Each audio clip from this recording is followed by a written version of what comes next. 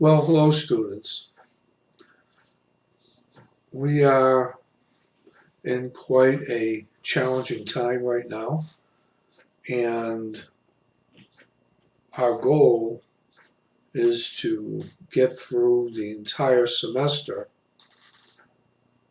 and cover the course objectives as best as we can and get all of you successfully through another year. But this is going to be work on both our parts.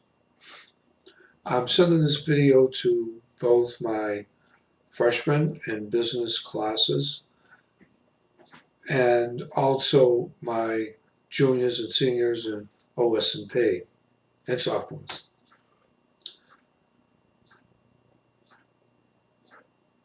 We, as I've said many times before, need to step up to the plate right now to get through the course. However, although we're doing this online and we have virtual communication, I'm going to try to make this as transparent as I can, meaning that my lectures will be in webcam format, and they will be on a Monday, Wednesday, and a Friday. And my asynchronous classroom formats will be in the form of threaded discussions on Tuesday and Thursdays. So essentially, we have work all week long to recreate this in a virtual environment. Now, as we go through the semester, I should say the remainder of the semester, I am going to try to use other means such as Blackboard Collaborative if I can, Panopto, and some other online types of tools that will help us through. But I'm not banking on that. What I'm banking on is giving you the lecture material as if I were in class, although virtual, and having you participate in threaded discussions to see that you're getting the material. Now, the threaded discussions will be everyone in the class responding to questions that I put up. So every Tuesday and Thursday, you're going to do at least 2 paragraphs, one to me and one to a peer in your class.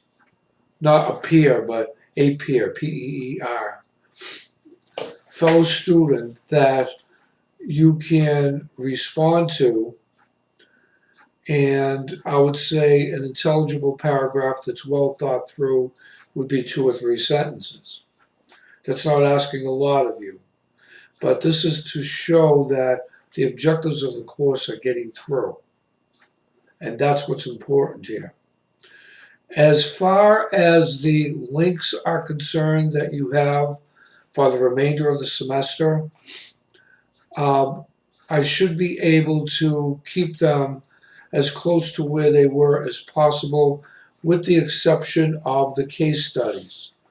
The case studies will have to be in a different format, and where they are group presentations, I will try to keep them in groups if I can, where you can work with each other in your teams. And again, this is why it was important to exchange information with everyone on your team. So I will try to get through them. You can use Google Docs for written presentations, each person writing a piece of the presentation. And as far as the presentation itself, we can put together a series of slides from each member of the team.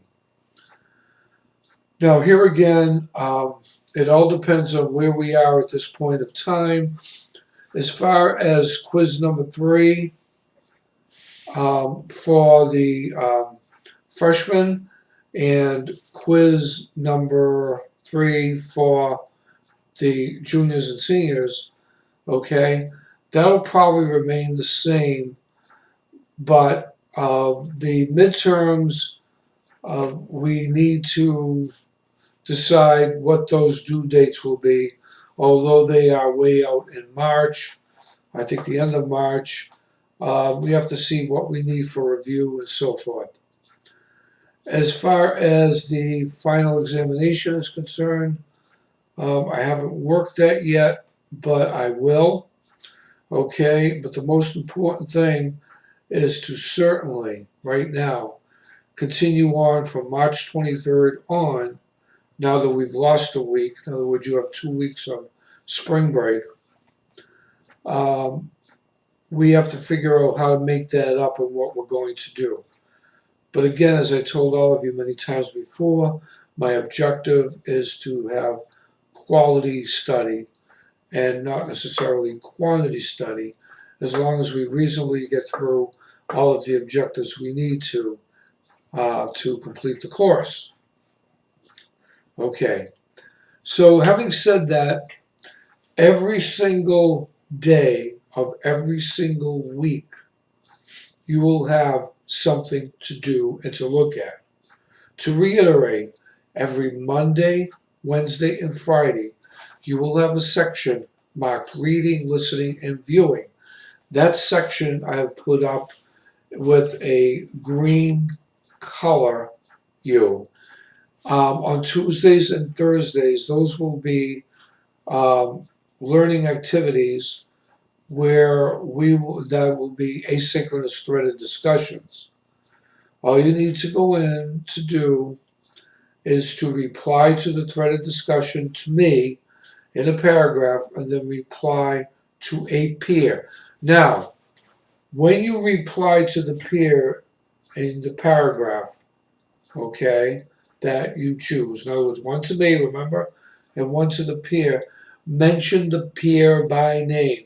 Don't say things like, I agree with you, we should do this. With 30 students in a class, I don't know who you're talking to.